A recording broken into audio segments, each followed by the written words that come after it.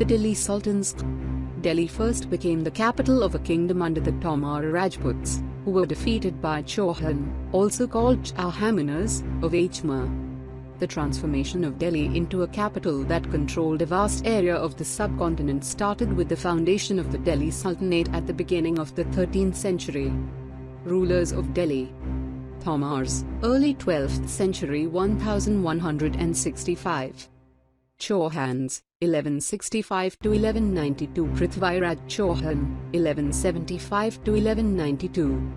Under the Tomaras and Chauhans, Delhi became an important commercial center.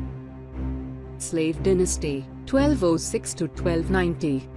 In 1236, Razia, the daughter of Sultan Iltutmish, became the Sultan of Delhi. She was removed from the throne in 1240. Khilji dynasty, 1290 to 1320.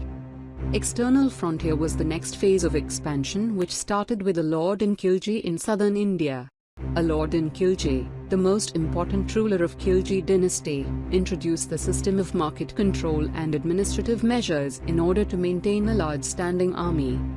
Tughlaq dynasty, 1320 to 1414. External frontier culminated with Muhammad bin Tughlaq, and he introduced three projects: shifting of capital from Delhi to Daulatabad, the introduction of token currency, raising the land tax in the Doab region to 50%, all of which failed and weakened his position. Sayyid dynasty, 1414 to 1451, it was the only Shid dynasty. Lodi dynasty, 1451 to 1526. Finding out about the Delhi Sultans. Inscriptions, coins and architecture provide a lot of information. Further valuable sources are histories, Tariq, singular/Tawariq, plural, written in Persian, the language of administration under the Delhi Sultans. The authors of Tawariq were learned men, secretaries, administrators, poets and courtiers who both recounted events and advised rulers on governance, emphasizing the importance of the just rule. From garrison town to empire. In the early 13th century, the control of the Delhi Sultans rarely went beyond heavily fortified towns occupied by garrisons. Delhi's authority was challenged by Mongols and by governors who rebelled at any sign of the Sultan's weakness. The expansion of Delhi Sultanate took place under the reign of Balban, a lord in Khilji, and Muhammad bin Tughlaq. Administration and consolidation. To have reliable governors, the early Delhi Sultans, especially Iltutmish, favored their special slaves purchased for military service called bandage in Persian. The Khiljis and Tughlaqs continued to use bandage and also raised people of humble birth, who were their clients, to high positions like governors and generals. The Khiljis and Tughlaqs appointed military commanders as governors of territories of varying sizes. These lands were called Iktu and their holder was called Mukti or Iqtidar. The duty of Muktis was to lead military campaigns and maintain law and order in their sectors. In return, Muktis collected their revenues of their assignments as salary. They also paid their soldiers from this revenue. Under a lord in Khilji and Muhammad, Tughlaq accountants were appointed to check the amount collected by the Muktis. As Delhi Sultans brought the hinterland of the cities under their control, they forced the Saimans and the rich landlords to accept their authority. The attack of Mongols under Genghis Khan forced Khiljis and Tughlaqs to mobilize a large standing army in Delhi. The Sultanate in the 15th and 16th centuries. The Tughlaq, the Sayyid and Lodi dynasties ruled from Delhi and Agra until 1526. By then Jaunpur, Bengal, Malwa, Gujarat, Rajasthan and entire South India had independent rulers who had established flourishing states and prosperous capitals. New ruling dynasties like the Afghans and Rajputs also arose during the period. In 1526, Mughals established their empire. Sher Shah Suri challenged and defeated the Mughal emperor Humayun. He captured Delhi and established his own dynasty. Although he ruled for only 14 years, 1540 to 1555, but his administration became the model followed by the great Mughal Emperor Akbar, 1556 to 1605, when he consolidated the Mughal Empire. Delhi became the capital of a kingdom under the Tomar Rajputs. It was only under the rule of the Tomars and Chauhans that Delhi flourished as an important commercial center. The city was inhabited by many Jaina merchants who also constructed a number of temples. Coins, known as Dihawal, were minted here and had a wide circulation. Delhi Sultanate played the most vital role in the transformation of Delhi into a capital which controlled vast areas of the subcontinent.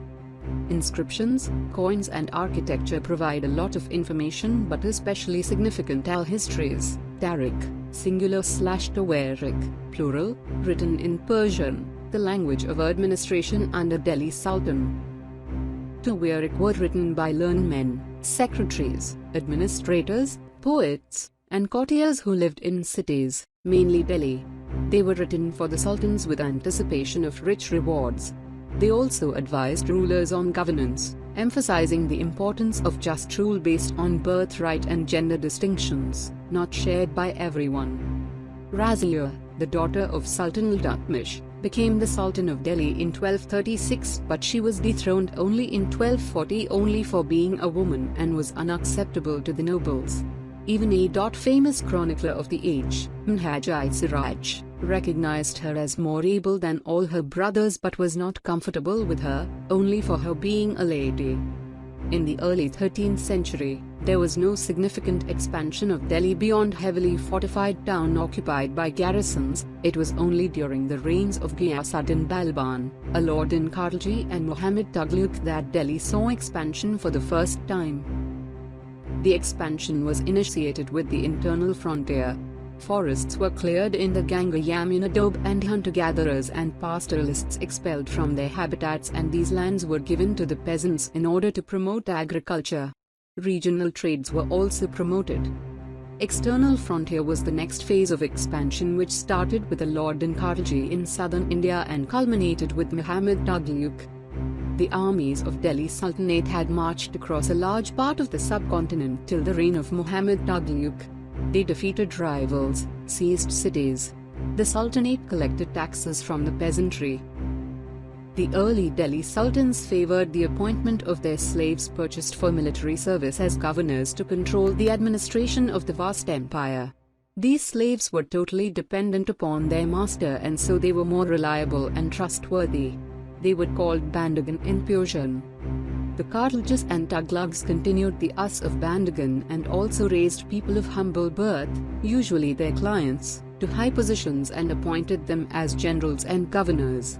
However, this also gave rise to political instability, as there was often a conflict for succession. This system was criticized by the elites and authors of Tawarik, because for them the new high-class people were in fact low and base-born. Khalji and Tughlaq monarchs, like their predecessors, appointed military commanders as governors of territories of varying sizes. These territories were called Iktu and their holders were called Iqtidar or Mukti. Muktis were responsible for leading their military campaigns and maintaining their Iqtas. Accountants were appointed by the state to check the amount of revenue collected by Muktis, who were not allowed to collect revenue more than that prescribed by the state, nor were they allowed to keep soldiers more than the number prescribed by the state. Delhi Sultans had complete control over the hinterland of the cities, and so the Saiman to aristocrats were forced to accept their authority. During Alauddin Khalji's regime, the state brought the assessment and collection of land revenue under its control. There were three types of taxes: 1. on cultivation called kharaj and amounting to about 50% of the peasants' produce, 2. on cattle, and 3. on houses. As the large part of the subcontinent was outside the control of Delhi Sultan, it was difficult to control distant provinces like Bengal from Delhi. Hence, soon after annexation of southern India, the entire region became independent. The local chieftains established their rule in these regions. The Mongols led by Genghis Khan invaded Transoxiana in northeast Iran in 1219. Such attacks frequented during the reign of Alauddin Khalji and in the early days of Muhammad Tughlaq's rule.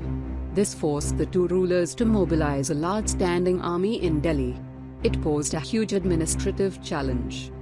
After Tughlaqs, the Sayyid and Lodi dynasties ruled from Delhi and Agra until 1526. By that time Jaunpur, Bengal, Malwa, Gujarat, Rajasthan and entire South India had independent rulers who established flourishing states and prosperous capitals. It was during this period that some new ruling groups like the Afghans and the Rajputs emerged. Some small but powerful and extremely well-administered states also emerged. Sher Shah Suri, 1540–1545, was the most powerful of them all. He even challenged the Mughal Emperor Humayun and captured Delhi. In a very short period of 15 years, 1540–1555, he introduced many reforms and a lot of welfare works. His administration became the model followed by the great Emperor Akbar, 1556–1605, when he consolidated the Mughal Empire. The rulers of Delhi. Delhi, the place where coins were minted. Tariq, history. Tuarik, plural of Tariq. Birthright, it refers to the privileges claimed on account of the birth. Gender distinctions, social and biological differences between men and women. Hinterland, it refers to the land adjacent to a city or port that supply it with goods and services. Garrison town, it refers to a town which is fortified with soldiers. Mosque, it is called a masjid in Arabic, and literally means a place where a Muslim prostrates in reverence to Allah. Namaz, it refers to the prayer offered by a Muslim. Imam, the spiritual leader of the Muslims. Khutbah, sermon. Client, someone who is under the protection of another, a dependent or hanger-on. Iqta, the territories under the military commanders were known as Iqta. Karaj, the tax on cultivation was known as Karaj. Bandagan, the early Delhi Sultans especially Iltutmish favored their slaves purchased for military service. These slaves were known as Bandagan in Persian. Early 12th century, 1165, reign of Tomar Rajputs. 1175–1192, reign of Prithviraj Chauhan. 1206–1210, reign of Qutbuddin 1236, Raziya became Sultan. 1240, Raziya was dethroned. 1296–1316, reign of Alauddin Khalji. 1324–1351, reign of Muhammad Tughlaq. 1351–1388, reign of Firuz Shah Tughlaq. 1414–1421, reign of Khizr Khan belonging to Sayyid dynasty. 1451–1489, reign of Baliul Lodi. 1540–1555, Sher Shah ruled over Delhi.